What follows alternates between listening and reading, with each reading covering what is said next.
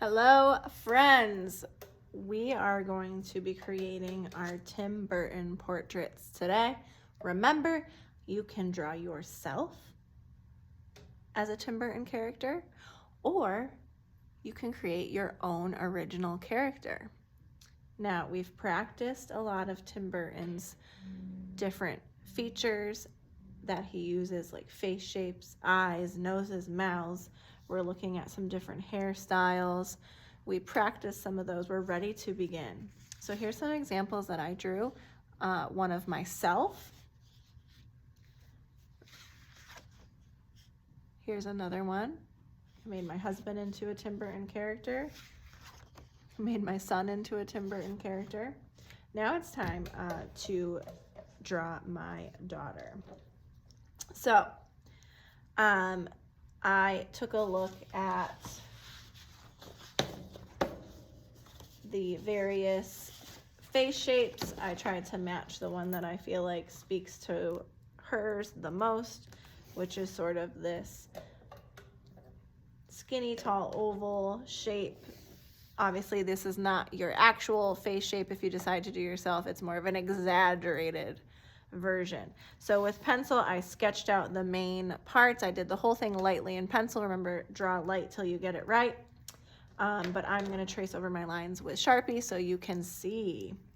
So after the face shape, I drew the hair in. She's got very curly hair, so I used wavy lines to show that. I used that long, skinny face shape. Right. Her hair is quite big, so I'm making that apparent in my drawing, but I do want to leave room for some spider webs and other spooky kind of Tim Burton style things there. For the nose, I'm just doing something simple, little tiny lips with a smiley face coming off.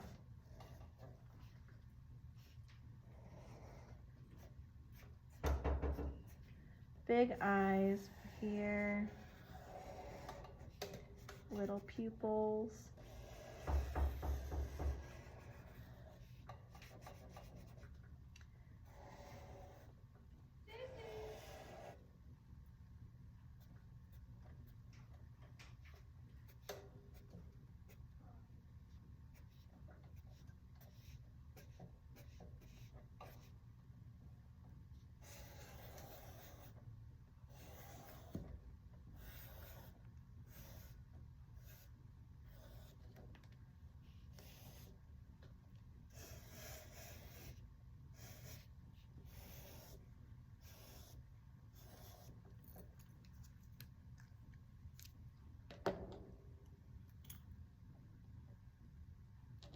Now I need to take the oil pastel and start adding value. So we have white oil pastel, black crayon, white crayon. You are welcome to use black and white colored pencils as well.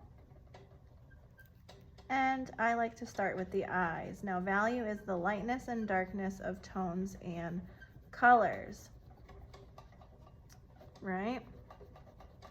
So we are putting in that stark white for the eyeball. The oil pastel is going to give you the lightest white.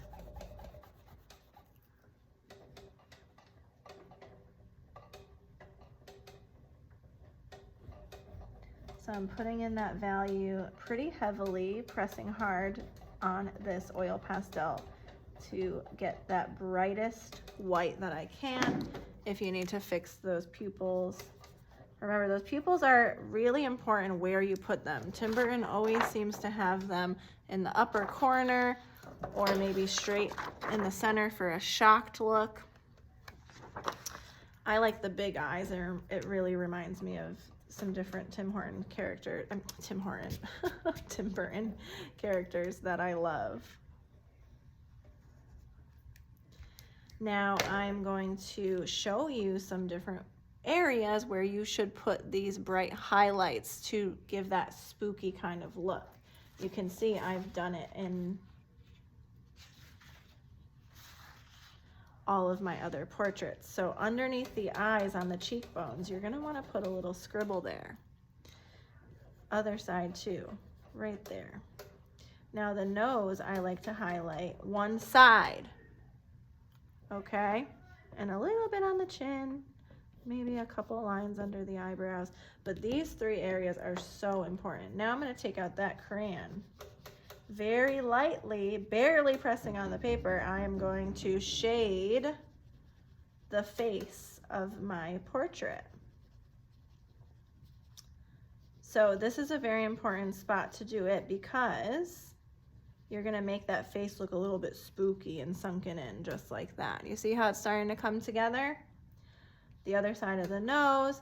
Now, this is super important too, kind of making it look like those eyes have like circles under them. That will give it like a really spooky effect. Just like that.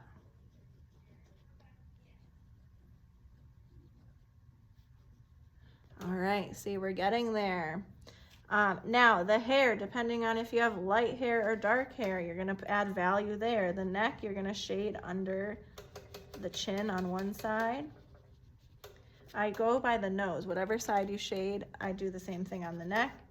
And then I take the white on the other side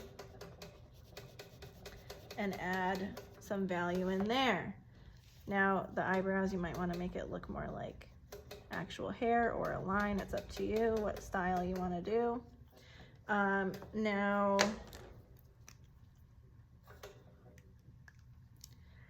adding value in the hair. There's a little trick.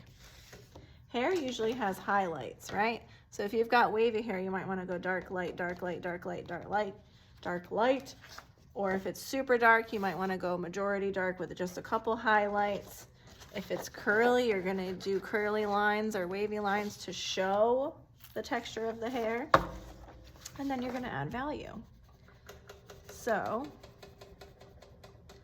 I won't make you sit and watch me color the whole head, but I'll just do a little bit so you get the idea. So I'm going from dark to light.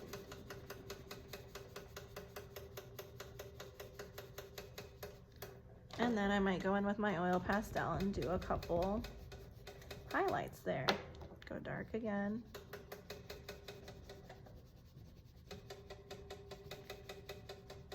And keep adding the value like that. Dark to light to dark to light to dark. Or you can color the whole thing solid with a couple highlights. But you're gonna keep building on value. The good thing about crayon is that you can always press darker, press harder to get a darker value if you need to, right? So you're gonna color the hair. Now, I do recommend doing some kind of a spooky, you can do like spider webs or just like some scribbles in the background to make it just look more interesting. You don't want to leave a plain background. So I love kind of doing the light scribbles against a dark hair and maybe like spider webs coming out from the bottom. This portrait, the hair is so big that there's really no room left. So what I'm going to do is against this dark hair, I'm just going to do those scribbles. It just reminds me of Tim Burton's original sketches, and they look so cool. So again, you start slow and then you can just add more value. You do want to add value in the hair, around the eyes, the cheekbones, the nose, the neck. Then you can get creative with the background. But I cannot wait to see your portraits when they're done.